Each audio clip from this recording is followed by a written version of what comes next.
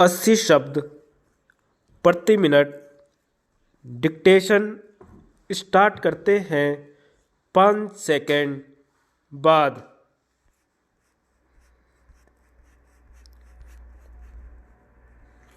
अपीलार्थी किराएदार के विरुद्ध प्रत्युत्तर दाता मकान मालिक ने छत्तीसगढ़ किराया नियंत्रण अधिनियम 2011 की धारा 12 के अंतर्गत बेदखली आवेदन प्रस्तुत किया था, जिसे किराया नियंत्रण प्राधिकारी ने आदेश दिनांक 14/2/2015 के द्वारा अनुज्ञात किया।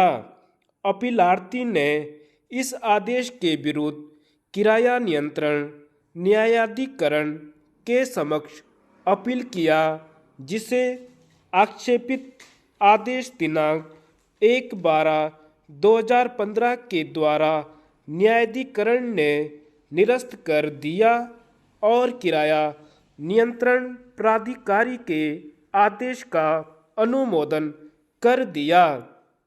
अतः अपीलार्थी ने अधिनियम की धारा 13 के अंतर्गत सीधे उच्चतम न्यायालय के समक्ष यह अपील प्रस्तुत किया। छत्तीसगढ़ किराया अधिनियम 2011 की धारा 13 के उपधारा 2 के अंतर्गत किराया नियंत्रण न्यायाधिकरण के समक्ष अपील करने का निम्न प्रावधान किया गया है। किराया अधिनियम न्यायाधिकरण के किसी आदेश के विरुद्ध अपील उच्चतम न्यायालय में होगी। अपीलार्थी के अपील पर सर्वप्रथम 18/4/2016 को संबंधित पीठ ने अपील की पोषणीयता पर इस आधार पर संदेह व्यक्त किया कि क्या न्यायाधिकरण के निर्णय के विरुद्ध सीधे उच्चतम न्यायालय के समक्ष अपील प्रस्तुत किया जा सकता है। अतः संबंधित पक्षों को नोटिस जारी किया गया।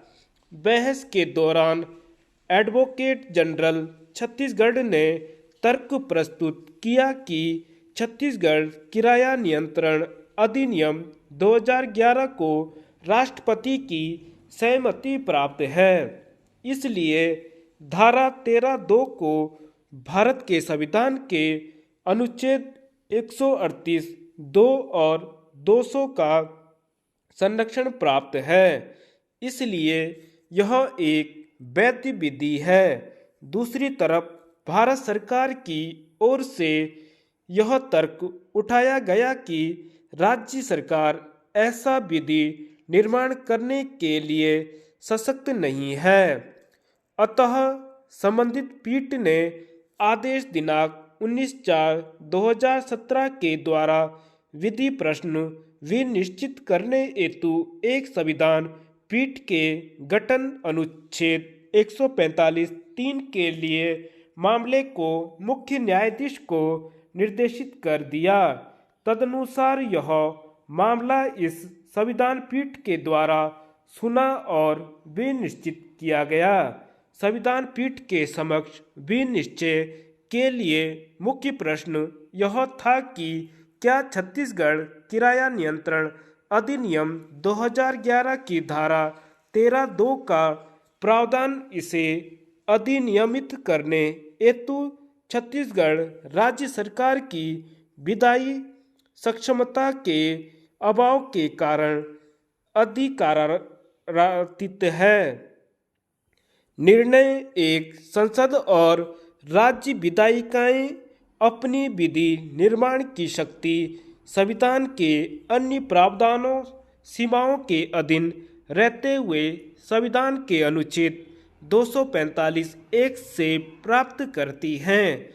संसद जहां भारत के संपूर्ण क्षेत्र के लिए विधि निर्माण कर सकती है, वहीं राज्य केवल अपने राज्य क्षेत्र के लिए विधि निर्माण कर सकते हैं, किंतु संवैधानिक सीमाओं के अधीन न कि उससे परे। अनुच्छेद 246 1 और 3 के प्रभाव में संसद संघ सूची 1 एवं समवर्ती सूची के विषयों पर कानून बना सकती है, जबकि राज्य अनुच्छेद 246 1 और 3 के अधीन रहते हुए भी राज्य सूची के विषयों पर कानून बना सकती है। इस प्रकार प्रश्नगत विषय संघ सूची के सूची 1 का प्रविष्टि 77, राज्य सूची की प्रविष्टि 8 और 65 तथा समवर्ती सूची की प्रविष्टि 6 से संबंधित है। संविधान के अनुच्छेद 124 के अंतर्गत उच्चतम न्यायालय की स्थापना किया गया है और अनुच्छेद 131 से 145 के अंतर्गत इसके शक्तियों एवं कृत्यों का उल्लेख किया गया है, किंतु संविधान में ऐसा कोई भी प्रावधान नहीं है जो किसी राज्य विधायिका द्वारा निर्मित किसी विधि के अधीन किसी न्यायाधिकरण के आदेश से सीधे उच्चतम न्यायालय में अपील का प्रावधान करता हो। संवैधानिक व्यवस्था में संघ सूची के सूची द्वितीय राज्य सूची की प्रविष्टि 18 राज्य सरकार को भूमि अर्थात भूमि में या उस पर अधिकार भूगृति जिसके अंतर्गत भूस्वामी और अभिधारी का संबंध है और भाटक किराया संग्रहण कृषि भूमि का अंतरण और अन्य संक्रामण भूमि विकास और कृषि उदार उपनिवेशन पर कानून बनाने की शक्ति प्राप्त है। धन्यवाद।